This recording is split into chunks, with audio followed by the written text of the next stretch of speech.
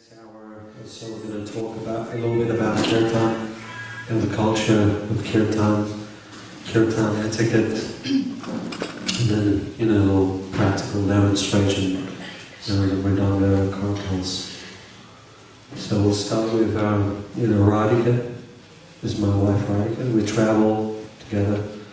We're at home maybe 2 months or 3 months in a year. And we basically on the road, just trying to do a little service for Sri Prabhupada's movement. Hi everybody, my name is Radhika. And normally when we start off, I give a little bit of what's a human story behind the two people sitting here. So Madhava's parents joined 35 years ago, and he grew up as a devotee. Both his parents were very actively, closely involved with the temple. His father was even temple president for a while. His mother would cook offerings at least five times a week. And they were both professionals. His father still is a land surveyor. His mother is retired now, but she was a school teacher. So he grew up, like a devotee child.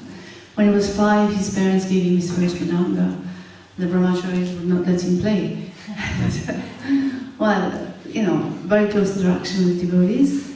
And as he grew up, teenage years was no different from anybody else's, which means he was rebellious and went against the institution, of course. What else?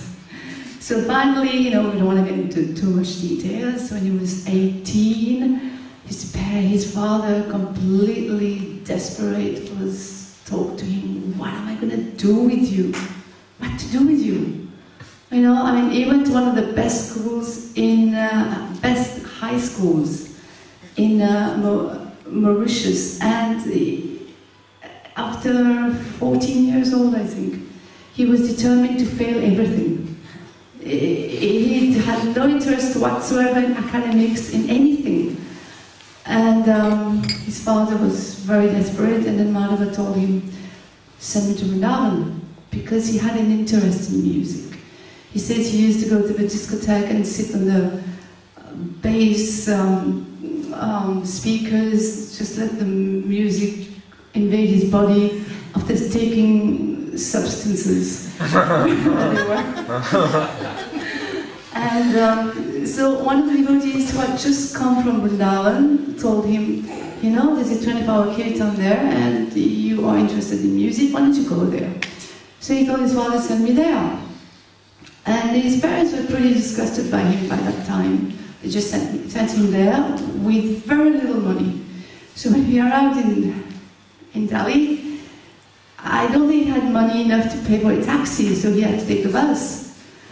The local bus, interstate bus, to Mathura, from Mathura to Vrindavan. Every 5 minutes he would ask, are we there yet? Are we there yet? Indians, just now coming, 5 minutes more. So that went on for like how many hours? 3 hours or something? 4 hours? Yeah, 3 hours. And then he arrives there at Krishna Mandir. He goes in the guest house because he doesn't know anything, puts his luggage in the room without even taking a shower or anything, still with his traveling clothes. He just comes down to the temple to take darshan. As he enters the temple, he notices a group of people singing, and one of them just beckons him over. And he walks towards them, and the devotee says, can you play Mridanga? Yeah, I guess so. So he sits down and starts playing. And he just came on the plane, hadn't even eaten or anything. So he just sits there. And after that devotee ends, someone else comes and starts to sing, and he keeps playing. And by that time it's Arti time, 7 o'clock Arti, and the person who was singing before that turns to him and says, you play good. Why don't you join the 24-hour Kirtan? And he replies, actually I have a letter for somebody called Indra Das. One of my friends recommended me to come and play here. And the person says, I am Indra. And Then he goes to his room, gets his stuff, goes in the temple, goes in the brahmacharya ashram, and the rest he can tell you himself. That's how he started with the 10-hour Kirtan. So and I joined when I was 18, free choice, free will. So I joined the temple. I was trained up very square, you know, as opposed to the bullies. And I did pujari, sankirtan, I mean the whole thing. You know, had a sankirtan leader, had a brahmachari leader, brahmacharini leader, and you know, you had to toe the line, you had to do austerities. So this stayed with me, which is a good thing because it gives structure. Which means now whenever we travel, we do, despite time differences, you know, sometimes we wake up at 12, we still chant Samsaradava, Shigurcharana, Namaste. That was a good training. Temple life was actually very good for a good structure. That gives us our structure for the day, never mind what's the time. We still chant our 16 rounds, and we follow the principles. That was temple life. So thank you, Krishna. Now, we start with Kirtan. That was the introduction of us. What does Kirtan mean to you? I mean, if anybody would like to reply, otherwise I will pause. Anybody? What does Kirtan mean to you? Connecting to Krishna through music, through sound, through... Okay. He says connecting to Krishna through music, sound vibration. Anybody else? Nobody? What is Kirtan? Worshipping Krishna. Worshipping Krishna. Glorifying Krishna. Glorifying Krishna. Yeah, everything good. Associating with Krishna. Associating with Krishna, of course. And the technical term of Kirtan means chants, praising the Lord, Krishna, only, nobody else.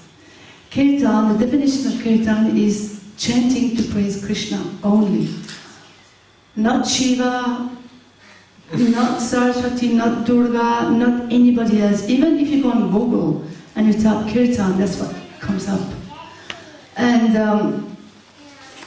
why do we do, I mean, it's a call and response chant. And why do we attend Kirtan? To purify the consciousness? Yes, and something else? Why? Why should we attend Kirtan? It's a Yuga Dharma. First, for our own purification, it's a Yuga Dharma, of course. It's a Yuga Dharma, that's why we have Kirtans happening everywhere. Even though it's a bit misguided, you know, there's all kinds of Kirtan now. We even see Rabbi Kirtan. I mean, I never knew. And we went to check it out, and yeah, he was very enthusiastic. Shalom, whatever, oh, that was good. And I mean, like we mentioned before, it's praises, chants, praising Lord Krishna only. But in this Kali Yuga, definitely to connect to the Supreme through sound vibration, it's the easiest. And people do it, try to do it according to their level of understanding. So we chant Kirtan for our own purification, to glorify the Supreme. It's a Yuga Dharma, to serve the Supreme Form. I would like to read something from Bhaktisiddhanta's book about Harinam Prabhu. Because, you know, it is sound vibration. Recently somebody wrote to us and said,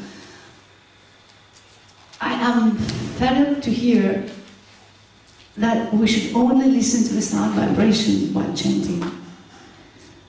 We should also meditate on the form.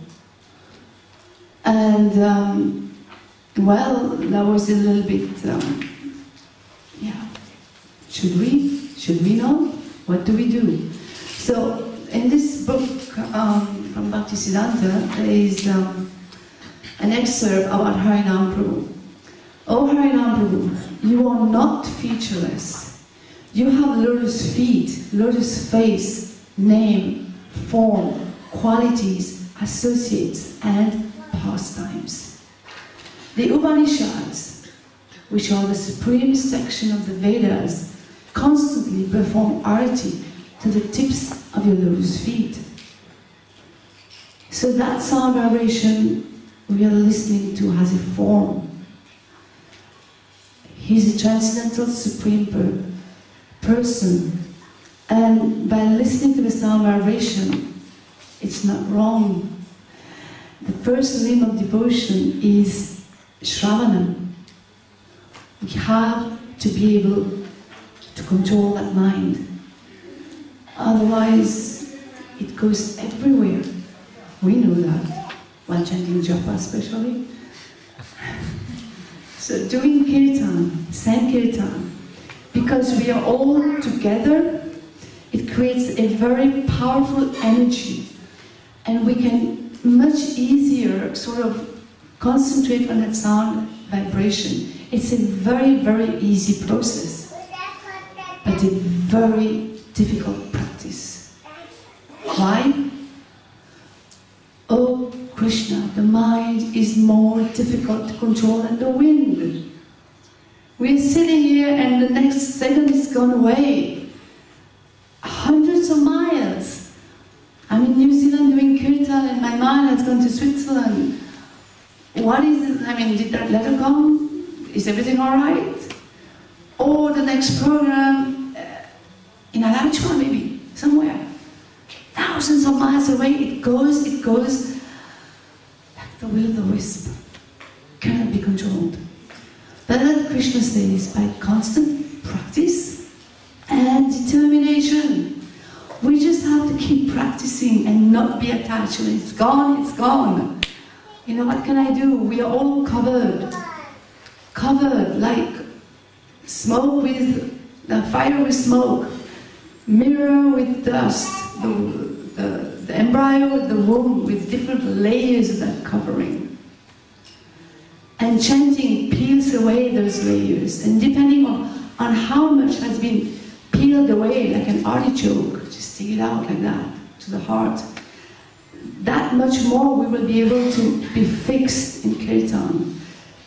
It's not easy, but the practice is difficult, the process is easy, but the practice is not, depending on us, on our determination. And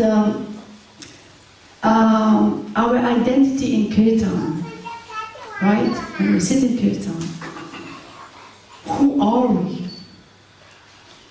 I come to kirtan, I'm coming to this kirtan, ooh, that one is really good singer. He works the crowd, and it's so much enjoyment, it's a party. Oh God, that one's really boring. That's just such a boring melody.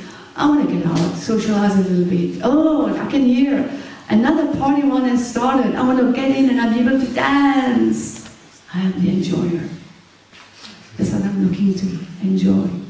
Now, Bhaktisiddhanta says again, we are servants.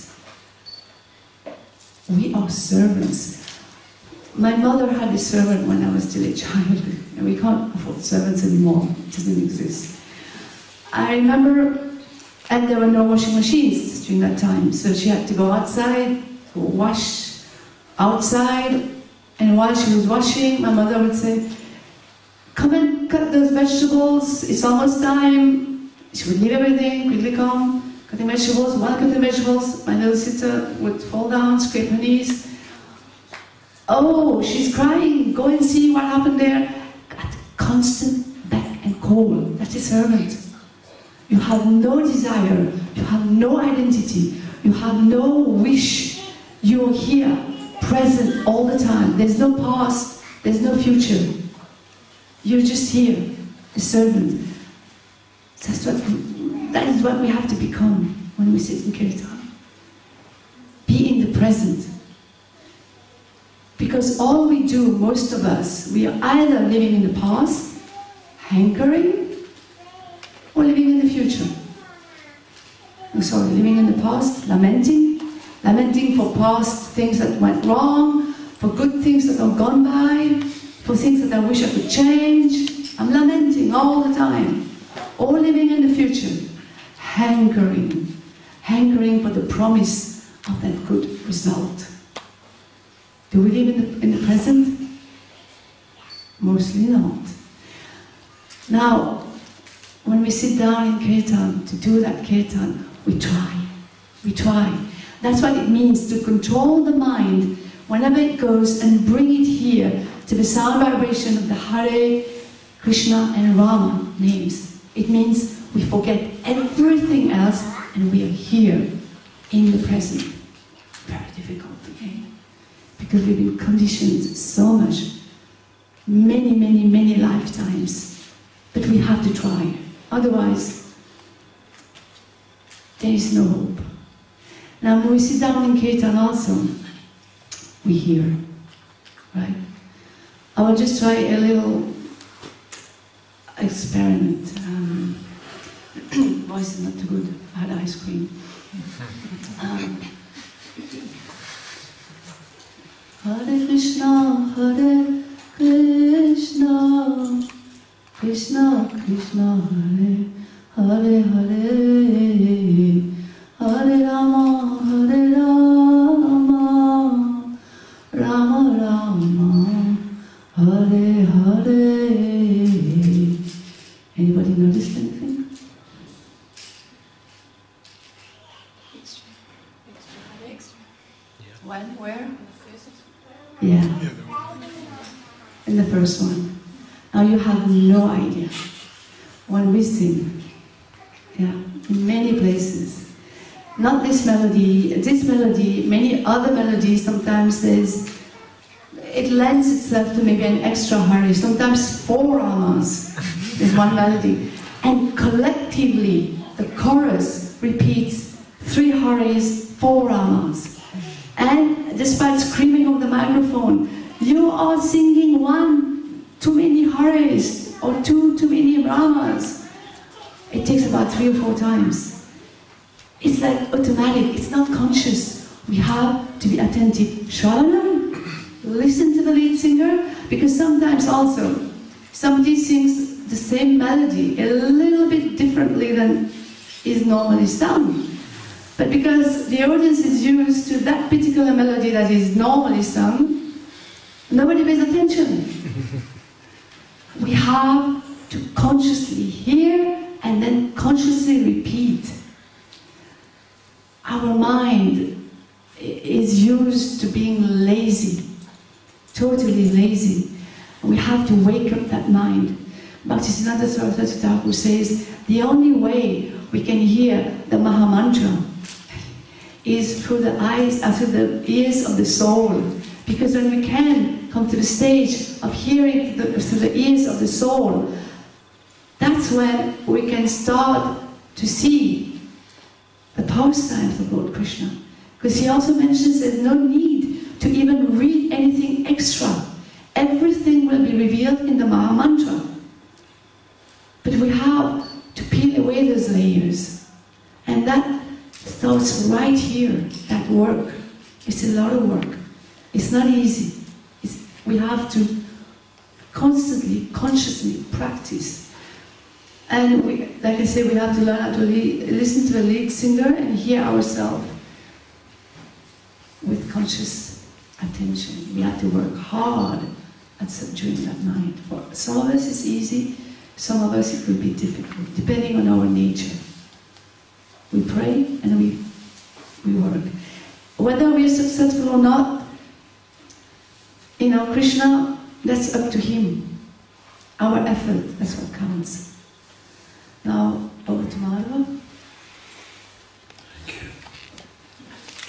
Well, Kirtan nowadays seems to be this massive production of, great musicians,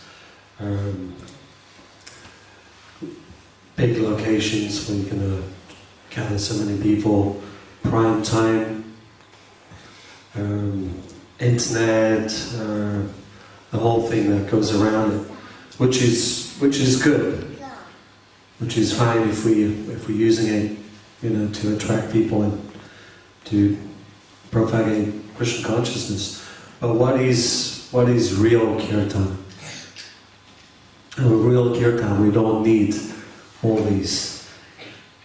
Srila Bhaktisiddhanta Saraswati Thakur, he used to put, brahmacharis who were turned deaf, some of his boys, to chant Kirtan, to lead the Gora Arti, because it was not about the externals.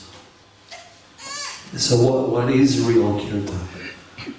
Real Kirtan, like Radhika mentioned, from Srila Bhaktisiddhanta Saraswati Thakur, he mentions that real Kirtan is meant only for Krishna's pleasure. Not even for our own pleasure. Sometimes we'll listen to a good Kirtan and the ears feels gratified. Wow, that was a real good Kirtan. I'm so happy now because my senses are gratified. But no, it's not like this at all. The way we do Kirtan is, we please Srila Prabhupada and the deities, Krishna, Radha and Krishna, and when they are pleased by our, meek and humble efforts to do Kirtan, then, as super soul, they will basically make us, send us those blessings in the heart, and we will feel happy. So this is real Kirtan. With everything, we need a guru. And I personally had a Kirtan guru. His name was Ayendra Das. Many of you who knows Ayendra Guru have heard of him. Yes. Okay. And for many of the youth, the second generation, Guru Kulis, he was a great inspiration. Personally, he changed my life. Through Kirtan. And he was my guru, he was my Kirtan guru. He was the guru that taught me different things. He was a father. And he personally stayed in an ashram. He joined in 1973 in America and stayed in New York for some time, doing service. Chanting his rounds, doing morning programs, Vaidhi Sadhana Bhakti, and then going out every day, 8 hours, right in the middle of New York. He had a truck which would open up as a temple, and he would have a team of devotees, 2 or 3 other devotees, and sit down in the middle of New York and chant for 8 hours every day. So it wasn't that suddenly he became, the great Ayendra, that everyone knew.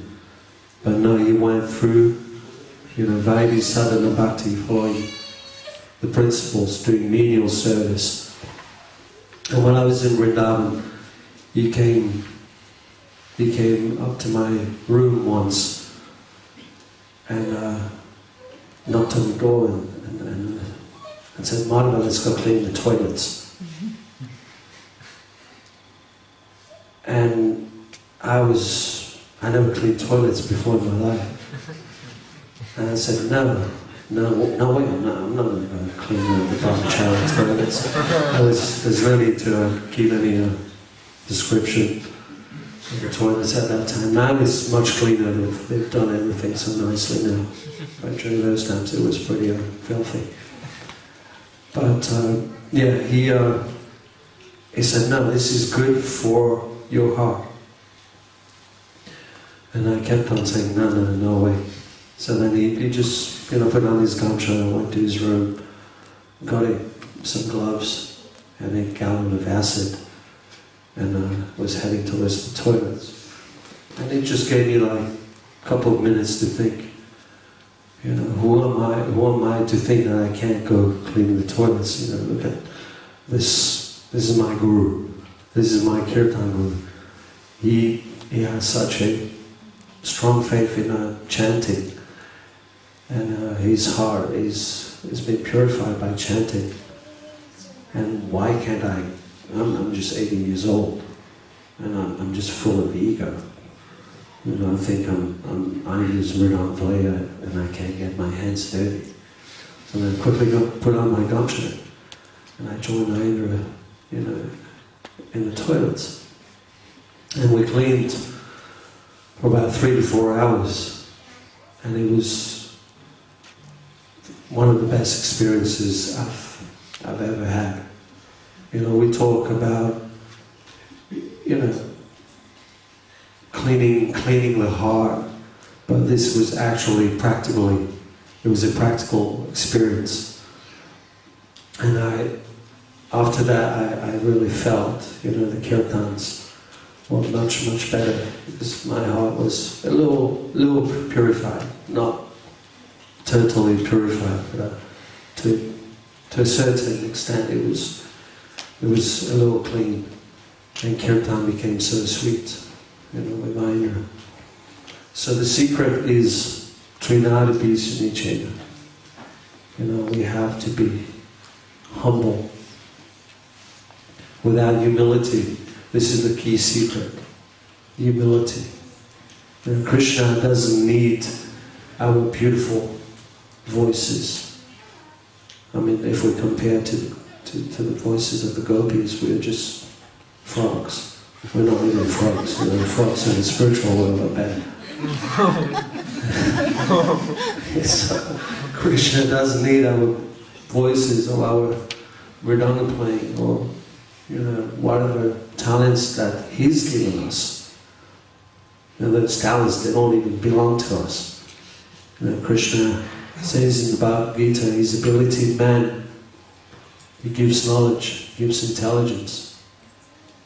So, we cannot be proud of anything that He's given us. But what we can do, we can offer those qualities and those talents back to Him. My dear Lord, my condition of my heart is very dirty. You know, I have so many useless qualities, bad qualities, but I still want to chant for You. Please accept this humble offering. This is the mood of chanting. And I was Indra's mridanga player for 6 years. And I was 18 when I joined the 25 Kirtan. And I've been playing mridanga since I was 5 years old, at least trying to play mridanga. And I was walking around, you know, full of pride. You know, I was Indra's mridanga player, and full of ego. And I would sit down in Kirtan and just, you know, play all these fancy beats, fancy rhythms on the mridanga. And Indra would always stare at me and like scream at me, "Your mridanga playing is 0 if you don't put a 1 before it." And what is that 1? Krishna. So chanting, you know, while we're playing mridanga, or while we're playing kartals, you know, this is what Kirtan is all about. You know, we chant for the pleasure of Krishna. And it's not, we come to a Kirtan, we bring 10 mridangas and we see, okay, now who's going to play the best beats, or who's going to go as fast as possible on the kartals. No. Indra Prabhu used to tell me, Krishna has very fine ears. So we need to be very careful, you know, of how we handle the instruments.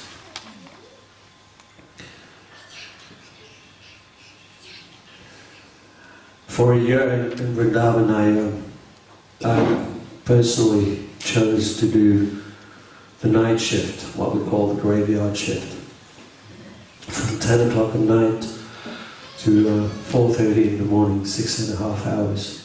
You know, because, you know, I was selfish.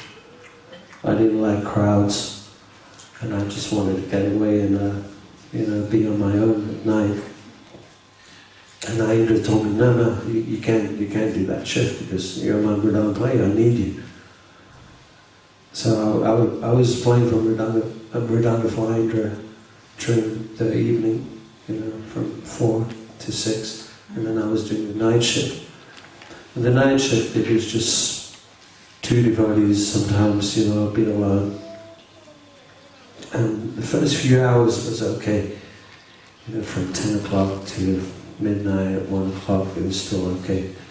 And around 1, 2 o'clock in the morning, there's no one around, and sometimes in winter it's cold, in the summer it's really hot, there's mosquitoes, and the mind starts, hassling you. It's like, okay, Madhava, no one's around, no one's going to see you, just go take a 5-minute nap. Or just go take a little walk. And it was very tempting. I had to really fight, with my mind. But, I had a big responsibility. Srila Prabhupada wanted the 24-hour kirtan to go on, so that devotees who would come to Vrindavan, they would feel the Shakti, the potency of the holy Dham, just by entering the temple. So I felt, I was responsible, one of the people responsible to do this, as a humble service to Srila Prabhupada. And that kept on coming to my mind. No, I can't do this. I can't lie down for 5 minutes, although I was so tired sometimes. And I would just keep on going. Let's forget about eating. Let's forget about the mind. I would just keep on going, Till one point, it would be just natural. I would look at the clock, when I wasn't focused, and the clock wouldn't move. It was just stuck there like 1 o'clock in the morning. And I kept on looking, and it was just still 1 o'clock, like 1 hour later. And, sometimes, we have to struggle to get up for Mangalarti. But I was struggling. I was so happy. I was looking forward to Mangalarti. When is 4:30 going to come? I can go to sleep. But the days where I really put my mind and was focused and determined to chant for Krishna's pleasure, for Radha Shamsundar's pleasure, then time would just fly. That 6.5 hours would be like gone, just in a few minutes. So determination and focus. This is also very important for our chanting. Sometimes we sit down and like Radhika mentioned, the mind is running everywhere except, being present in the kirtan. And we know we have to chant, because this is for Krishna's pleasure, this is going to purify our hearts, this is going to connect us with Krishna. But no, we don't have that determination. So this is what we really have to work on. This focus, sitting down properly, like Srila Prabhupada always says, sit down properly. When we sit down properly, there's good flow of prana, we can breathe properly, we don't fall asleep. It's not like this in Kirtan, no, but we're like yogis. We are bhakti yogis, after all. Right? This is the highest form of yoga, of bhakti yoga. Kirtanya, Sadhari, chanting the holy names always.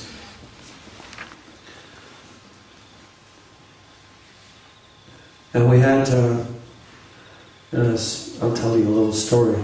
You know, at one point I had this Gurukul friend of mine, Krishnadas. You know, Krishnadas from Canada. Yeah, Canadian Krishnadas. And he joined me for some time on the night shift. And it was during winter. And we get hungry. You know, dinner was at 8 o'clock. And we had just some puff rice, some muri, and a glass of milk. And we were young brahmacharis. And we get hungry like 2 o'clock in the morning. And I would tell him, okay, you sit down, I'll just go for a little walk. So he would do kirtan. I would just go for 5 minutes. I'd go at the back of the temple, and there was the Mahaprasad booth there. So I'd pick the lock. Indian locks. Just pick the lock, and open the Mahaprasad booth, and there was all these cakes there. Thank you. That's what we get for chanting Hare Krishna. But, you know, that's still like a whole cake. And I go to Krishna and I said, Krishnadas, okay, now it's your turn, you go eat something, you go take some prasad. And I would sit down and chant. But, you know, this was a little distraction. But ultimately, it basically kept us going. You know, whatever we had to do to keep the kirtan going. You know, this is what we did. We had to survive. And that service basically brought. After a while, I had to leave Vrindavan after 6 years, and I went to Indraprabhu's room. And he told me, now you're leaving, who's going to play for me? And he was a little sad. And he gave me the instruction, wherever you go, you chant Hare Krishna, even if you have to sing to the four walls. And that really stuck to me. Because this is what I was doing in Vrindavan. It wasn't four walls, you know, Radheshyam was there. But it was basically no one around. And Radhika and I would move to England, and we started kirtan. We sat in front of Srila Prabhupada, and she was chanting, and I was playing mridanga. And there was no one around. Then, after some time, some Gurukulis came and joined us. And this is how we started doing kirtan. And then on the Sunday feast program, they gave us a dead spot from 2 to 4 o'clock during the day where there was no one around. I thought, okay, no problem. Krishna is there, Radha Gokulananda is there. So we'll just chant for their pleasure. And after a while, people just started coming. We had the temple room full of people. Same in Switzerland. The program will finish at 8 and then people will just go home. And Satchidananda Maharaj asked me to do some kirtan at 8 o'clock, from 8 to 9:30. And we started that. There was 3 people. Swiss guys, really straight. They will come in the kirtan and just sit down and meditate. It was so boring. And then I thought, okay, well, Jagannath Bali Sparta is there, Gaurita is there, we'll sing for the pleasure. And I wouldn't worry about those people. But then after a while I thought, that's not the good mentality. We need to get everyone involved. Make them try, to make them understand that chanting is very important. So then I started reading from different books, Satchidananda Maharaj's book, The Nectarination of the Holy Name, just a small paragraph about the importance, about the glories of the Holy Name. And then people started to sing. And now we have about 40 to 80 people that come. Some people, they just come at 8 o'clock. They'll come for the whole Sunday program. They just come at 8 to join in Kirtan for an hour and a half. So it's that determination that we need to have. Even sitting down is not fun. Sitting down cross-legged. We personally sit down for hours, without moving. It's tough on the body, it's tough on the back, but Krishna sees the determination. This is what he wants. He wants that love for chanting, and whatever we do to get that, we have to do it.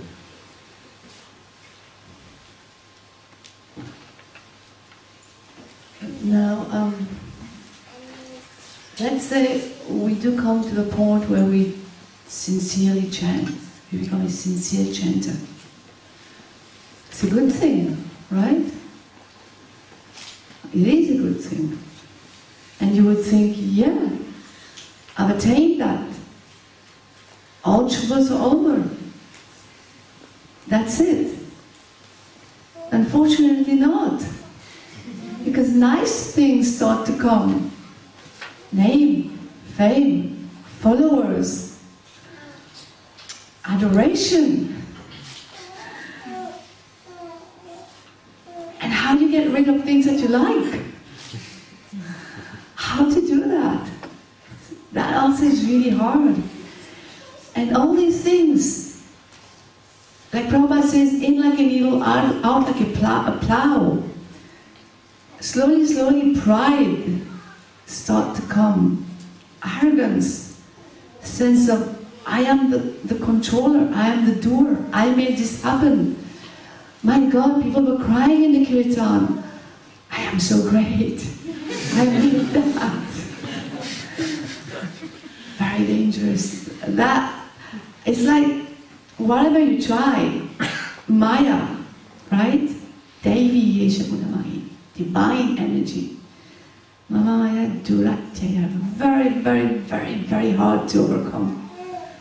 She doesn't let up. She constantly has her thorn in us. So, if we are fortunate, right, and maybe we have a good friend or a spouse that will tell us, hey, you're not so great after all. Do you see all the defects? You still walk on the ground. You don't walk off the ground. You still, need to use the bathroom like everybody else. And why do you think you're so great? And we are fortunate, we're lucky.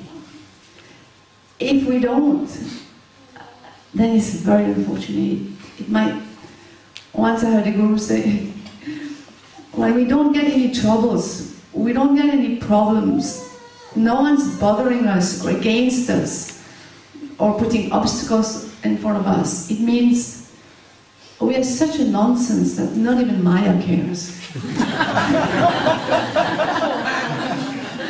So, I always remember that. I think it's a pretty good one. So every time something comes, I go, thank you, Krishna, you've noticed me.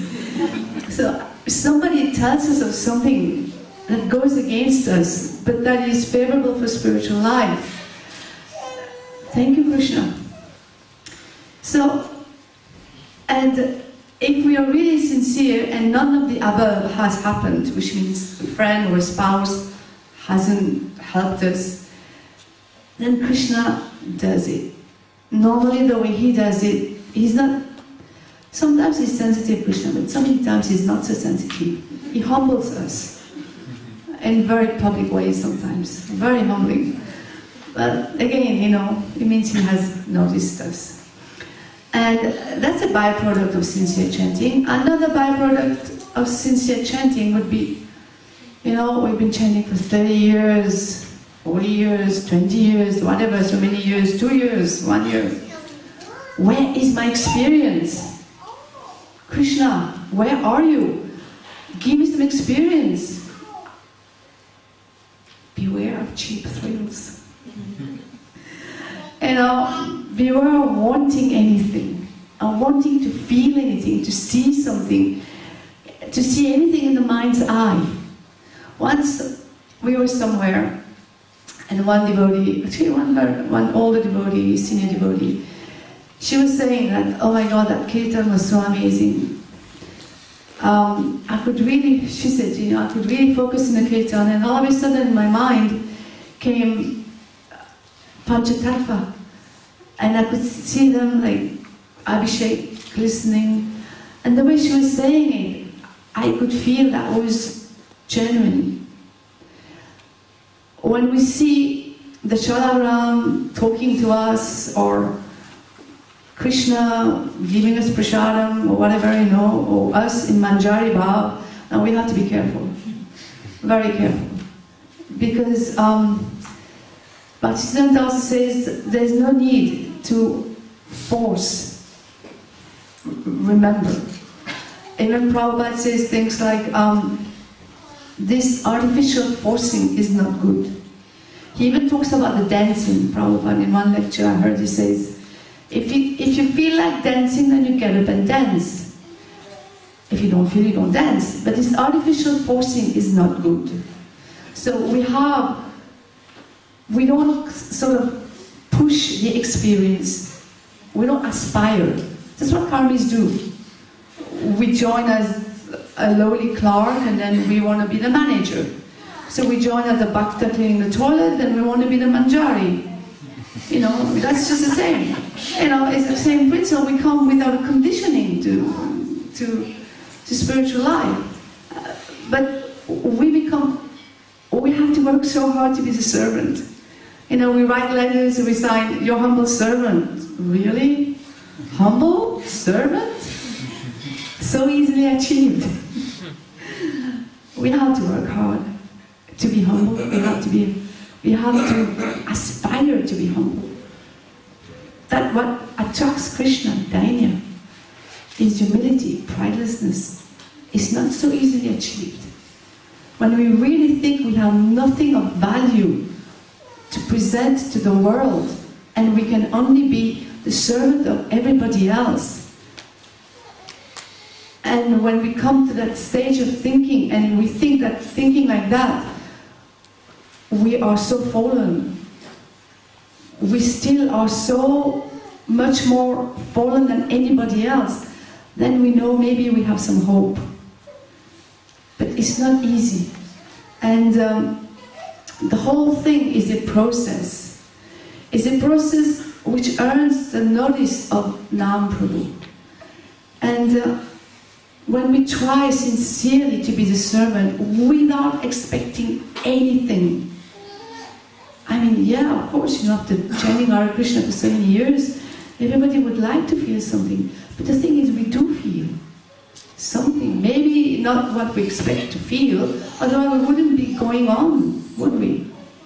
But if we try to understand that we are here to serve, and maybe now Prabhu would reveal himself. I just want to finish by reading an excerpt again from a conversation by Bhaktisiddhanta Saraswati Thakur with a guest, Mr. Basu. Now, the guest, Mr. Basu, is asking if one is strict in chanting, will one get the name? Bhaktisiddhanta Saraswati Thakur replies, false chanting will not give the name. The real name reveals himself, bestowing his own mercy. Those who do not attempt to understand this will commit aparad. So when we are chanting, if we are forcing anything to happen, it is actually offensive. So that's why he says, those who do not attempt to understand this will commit aparad. But even once chanting the real name can confer the greatest benefit. So again, you know, it is a very confusing thing that it seems so simple. It's easy process, but it's a difficult practice. So if we keep this in mind, by keeping in mind that we are servant, it's easier. It's easier. For anything, it's easier. We take the lower position, it's easier. Everything else just passes over us. And if we're sincere, because it's a bit difficult to understand, so how do I do this? How do I become lower? Well, these are practical experiences, not a theory. When Rupa and Sanatan say, we are lower than Jagai Madai, it's not a theory, it's not like an aspired sentiment. It's reality. Because we were in the employ of the Nawab, we paid the butcher, we paid the persecutor of the Vedic culture, we were encouraging those destroyer of Vedic culture, those cow killers. We were associating with them. Jagai Madai never did that. So it's a real situation to be low, to feel low and to feel a servant. And if we are sincere, Krishna puts us through those situations. And then hopefully, yeah, we learn, the sentiments stay with us, and we feel like that. Now, over to Madhava, who will talk about etiquette in Kirtan a little bit, and then he gives practical demonstration of the Mridanga a little bit. Well, very important is Kirtan etiquette. You know, how we approach Kirtan. Well, one important thing that I notice, or that I personally experience, is to get blessings of the senior Vaishnavas.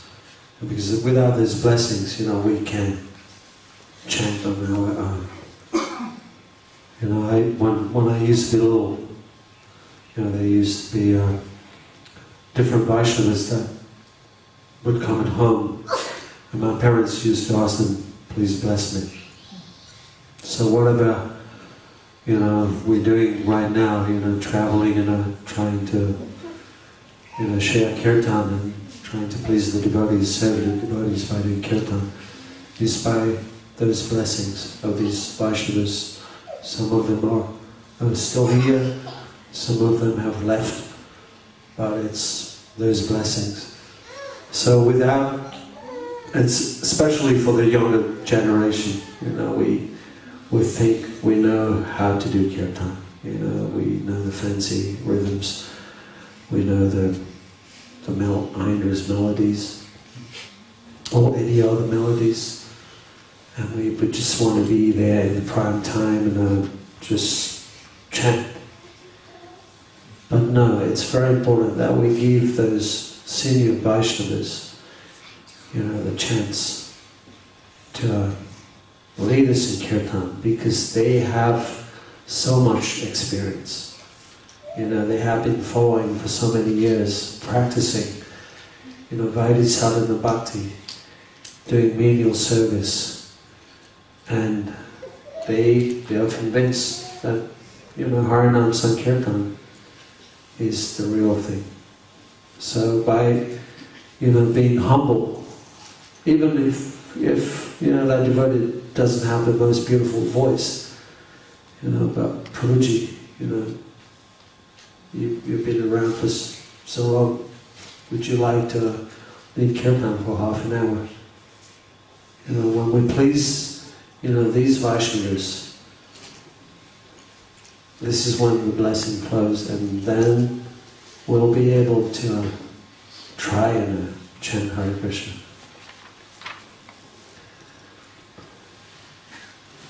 And the other thing that I learned from Ayana is, you know, how a Kirtan flows. The Mridanga player has to follow the Kirtan leader, and the Kartal player has to follow the Mridanga player. So it's not that the Kartal player speeds up and then forces the Mridanga player to speed up, and then he forces the Kirtanier to speed up, unless you want the Kirtan to end in 5 minutes. That's okay, but no. It's, you know, the Mridanga player has to be in tune with the mood that the lead singer, the lead Kirtanier is trying to set. He's trying to express his heart, to Radha and Krishna, to Srila Prabhupada, by doing kirtan. So we have to be very sensitive, especially kartal players. This is a very small instrument. It's just 2 pieces of metal, and we think everyone can play it. But it's also a very dangerous weapon, and we can build a nice kirtan with it, but we can also destroy kirtan with it. So, alert to all kartal players. I remember we used to tell me, Krishna has very fine ears, right? And we need to be very careful of how we play the kartals. We sit down sometimes in a small temple room, and there's 20 of kartals. And there's one kirtan leader without a microphone sometimes. And there's like 20 kartal players, and 2 wampers, and 5 mridanga players. Wow, great kirtan. But no, everything is done for Krishna's pleasure. We don't want Krishna to put on like 2 earplugs and say, "I'll see you guys later, keep on singing." No, we want to please Krishna, by pleasing the Vaishnavas. So this is the proper attitude when we chant, and also not using kirtan for our own selfish purposes. Not showing off our mridanga talents or beautiful singing. We don't use Krishna for that. This is meant only for Krishna's pleasure. Like Srila Bhaktisiddhanta Saraswati Thakur says, he's very, very heavy about this. Only for Krishna's pleasure. Which is difficult. We want some gratification sometimes. But that gratification comes, when we please Krishna, when we please Prabhupada. So that's this sacrifice, and we need to know that this will happen if we are focused and not determined. And also, mobile phones. Sometimes we're sitting down in kirtan, and there's people texting and phoning during the kirtan, and it's very disrespectful. We're inviting Krishna to come and dance on our tongues. This is what kirtan is all about. To come and dance in our hearts. And then we are like texting. It's like inviting a guest, and then you're like not paying attention to him at all. So very concentrated in kirtan. And also dancing. Dancing, we dance for Krishna's pleasure. It's not like it becomes like a huge party and everyone is like, mosh pits and it becomes like a rock concert. No, we dance beautifully. Like, Radhika mentioned, it comes naturally. When kirtan is flowing, when there's some inspiration that's coming, from within. Then hasn't to be pressure from outside. Someone just pulls you, when you're trying to like concentrate and chant. No, but naturally you just get up and dance for Krishna's pleasure. Very gracefully. And this dancing also, because sometimes we know this. Even in Mayapur, we were at the Kirtan Mela this year in Mayapur. And Mayapur is the capital of Kirtan. This is where Mahaprabhu started, doing this Hare Krishna movement. And we noticed that the dancing it got a little out of hand. It became a party. And there's Panchatattva and everyone turned their backs against Panchatattva, and they were doing all kinds of dance and shouting. It wasn't the proper attitude. So that kirtan culture, has to be taught, the proper etiquette. And charity begins at home. I'm preaching to myself.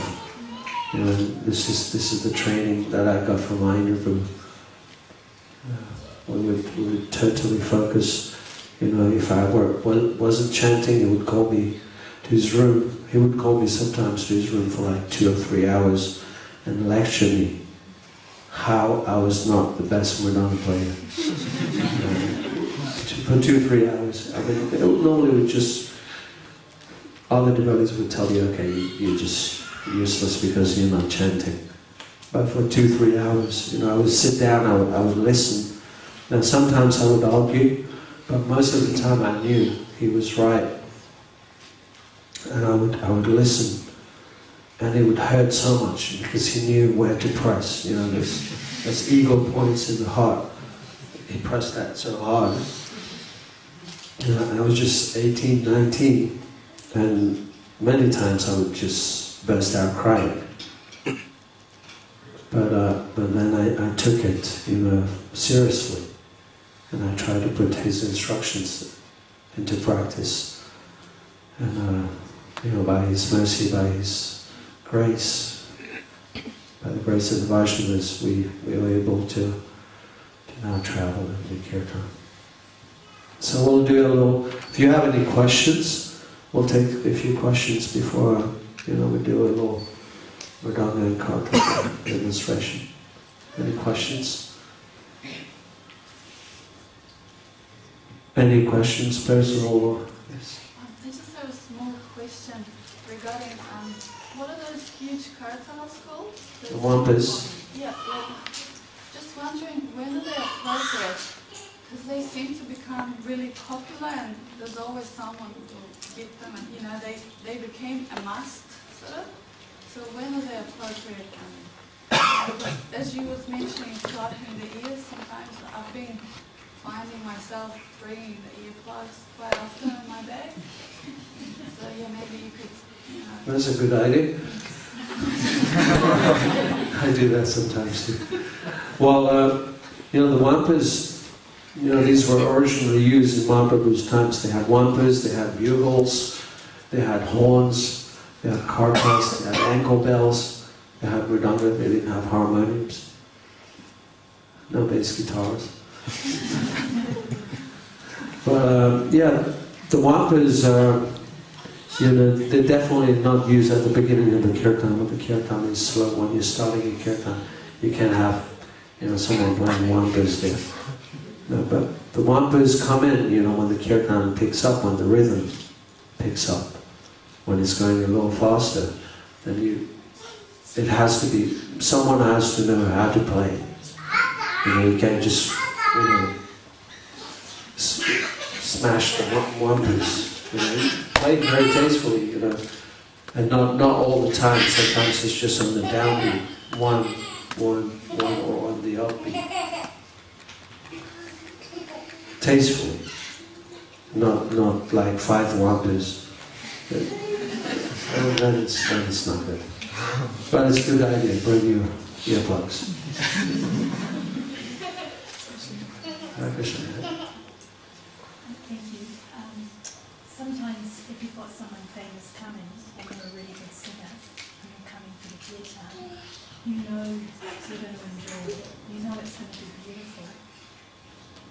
You're going to get intense pleasure from it. Which you're saying, how do you channel that into being a true servant of the Lord? Then normally when that happens, they also probably have a 6-hour kirtan or 12-hour kirtan going on. I mean, normally when somebody famous comes, they normally have like a 12-hour kirtan or a 6-hour kirtan in that particular temple, that particular place, so that they have many singers, plus the famous singer too. So then you go and sit for those who don't know how to sing. And just because normally when that happens, when we have 12-hour kirtans, we're supposed to make a vow. I'm going to be sitting in the kirtan for 4 hours, 6 hours, whatever number of hours. It's recommended 8 hours. But we do that. Because that already means, you know, like 3 things should never be given up: austerity, sacrifice, charity. That austerity and that sacrifice, we do that. We already, in our mind, whatever, we already take the vow, I'm going to sit in that kirtan. Just be realistic. Maybe you can only do 4 hours, and you just say, I'm going to do it for 4 hours. Then you sit in the kirtan of the not so famous ones, and then you sit in the kirtan of the famous ones. I mean, you know, it's not like I was saying, it's not something that is aspired. It's something that really comes with realization. It's a little bit like when Prabhupada, if you listen to Prabhupada's lectures, when he talks about Krishna, he talks it from a personal knowledge point of view. It's like he knows Krishna. And when I've noticed when anybody else talks about Krishna, it's more from a theory point. So it has to come like that for us. So we have to be realistic. I like that kirtan, so I go there. But I also want to be a servant of the holy name, so I go to the, you know, the one that especially maybe I don't like, because the melody is not good, or the voice I don't like, something. So we try. Then it means I am there just for the Hare Krishna Maha Mantra. I sit there and I'm just repeating the mantra. Just for the pleasure of you, Krishna. I'm sacrificing my enjoyment. And also praying to the holy name, you know, praying to Krishna to give you the proper, to give us the proper attitude. You know, I love, you know, the beautiful music, but I don't have a taste for, you know, these simple kirtans. You know, just the 1, 2, 3 on the kartals, not so fancy. But please give me that proper attitude so that I can serve the holy name, that I can listen to the holy name in the right mood. And, you know, the holy name is a person. Nam Prabhu, Krishna is a person. You know, he will listen to your sincere praise. No one else? Trivikram? I could have a few questions, but one of them would be, in order to get the mercy of the Lord and to have the right attitude. Basically, I was thinking the idea of giving the holy name to other people seems to be very interconnected with the way that Krishna reciprocates with us. In other words, it's equally nice to get together with devotees, and that's very enjoyable, but to go out on the streets and approach people that perhaps don't even have any appreciation for the holy names can be a very powerful way to actually force the issue. So I just wondered if you had a few comments on that. Sure, I mean, this is how the Hare Krishna movement started. Sri Prabhupada, you know, did it, you know, he tried in different yoga schools, you know, to start Kirtan, to start this Hare Krishna movement. Somehow it didn't really work out, and he just sat on the street in New York, in a park, and just with a pair of kartals. But what he had, you know, this faith and purity in his Guru's words. And he just, you know, very simple. Hare Krishna, Krishna Krishna, Hare Hare, Hare Rama, Hare Rama, Rama Rama, Hare Hare. And that, you know, it just changed so many people's lives. And that's why we're sitting here. So, yeah, I mean, going out to distribute it to, you know, the public, this is where the mercy is. You know, this is when Mahaprabhu is really, really pleased. Yeah, but also we have to be qualified to go out and give that. You know, because when we're out there, you know, it's like Maya is full on. You know, we tested, our ego is tested. You know, people looking at us and staring us down. And, you know, sometimes we get depressed because, you know, people aren't responding. But no, we just need to be like totally aloof and focus and just chant the holy names and let the holy name, take care of all these, spirit souls. They will attract them. We are just servants. Also, Chaitanya Mahaprabhu used to have Kirtan with his intimate associates in Shiva Sangha. Then he would go out in the public too. So once, with the devotee community, it's a little bit of Shiva Sangha. Because we also need to nourish ourselves. And the way to nourish ourselves is the mood amongst the devotees when we sit down and we do Kirtan amongst us is different than being, with a big gathering of non-devotees. And that is different. So both are needed. Definitely, we cannot stop one or the other. We need both. So that's why, we do Harinam too. Definitely. Actually, we're inspired by Indra, and he started going out of Harinam. Well, he was going out of Harinam 8 hours every day. And for this year, well, actually on the Australian tour, we've been going on Harinam in every city, for an hour or two, and it's very, you can feel it's different. Even if people don't, they don't sing, but they just walk by and they have a smile on their face. You feel so happy because the holy name is reaching to them, and somehow the super soul is working in them, just making them smile. It's different, and it's very important that we do that. And we're also spending 3 weeks in New York, doing Harinam 6 hours every day, right in the middle of New York in the summer. Anyone else? More questions? Comments? Thank you. Thank you for the knowledge. Thank you very much. So we'll do a little we're down to Kirtan demonstration.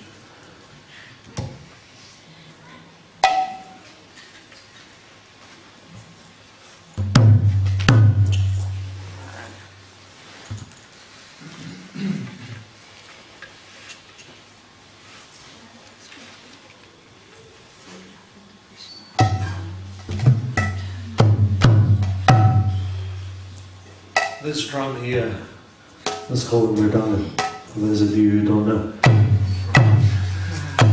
He is none different from Balara. When Krishna was coming down to the material world, the flute, Krishna's flute, said, I want to come down too. You can't leave me. And Krishna says, okay. And then the flute appeared as the Mridanga. So this is Krishna's flute. So the very first thing that we do is to pay respects to the Mridanga before we attempt to play him. And there's the Mridanga. Namo Jagannath, the Mridanga mantra, Namo Jagannathaya Sutaya, Namo Mridanga Lavanam, Vasamaduri Sahasraguna Samyuktam, Namo Mridanga Namo, Namo Baladevaya Namo. So by having the proper attitude that this is the Supreme Personality of Godhead, or Balaram, paying respects, touching him to our head and heart, and with humility and respect, we start playing the Mridanga. So this is the plain Mridanga, which has the best sound. And there's the small side and the big side. So I'll play a very simple Prabhupada beat, and then I'll play it a little different.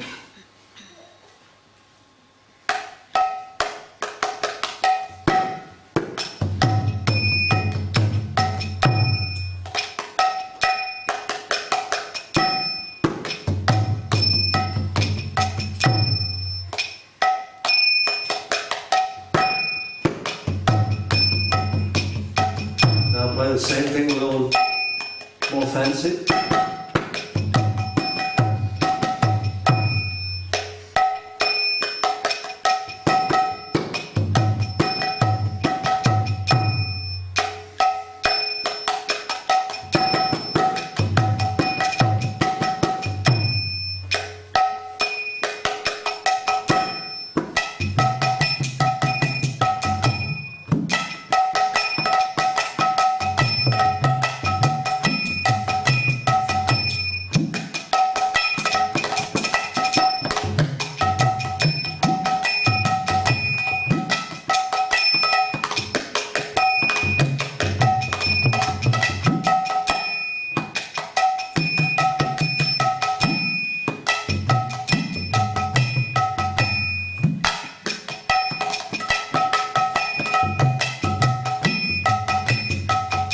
This is the same Prabhupada beat.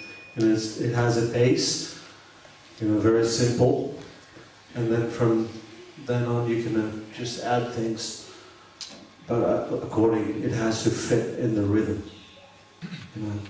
Some people learn mantras. Personally, I've never really learned mantras, and some people say it's bogus. We don't learn mantras. Krishna won't accept it. Personally, I think that's bogus.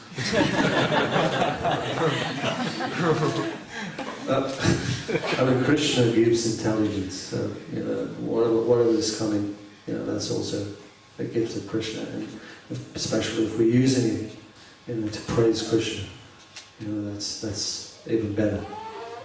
So inspiration comes from Krishna. And we have different sounds here. This is the open sound. And then we have this one here, which is a little bit more difficult, but it makes a difference when we play it in bhajans.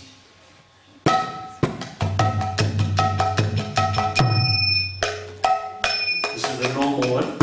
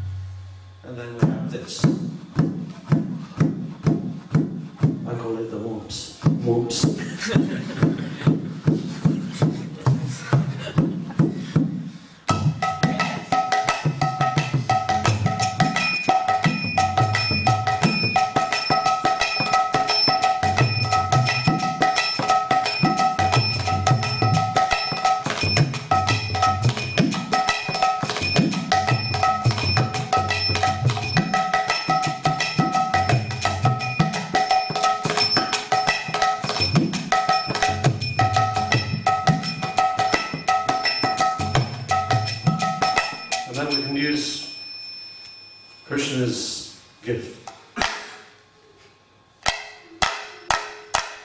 Creative. Just be a little creative. You can use the nails.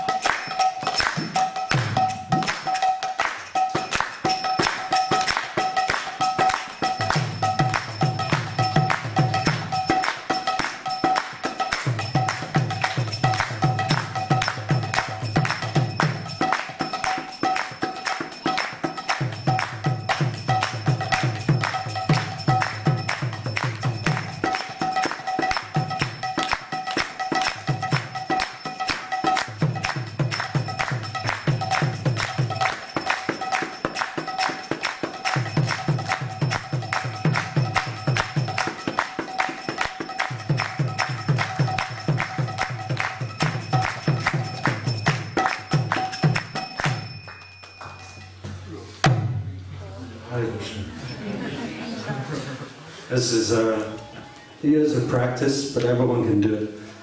It's never too late. Just one thing, if you notice, the kartal player follows the mridanga player. So whatever, I was doing, playing on the mridanga, Vrindavan Kirtan, I was following those rhythms. That's very, very important. And we need to offer the best to Krishna. And that needs a little work, a little practice. I was practicing 4 hours of mridanga every day.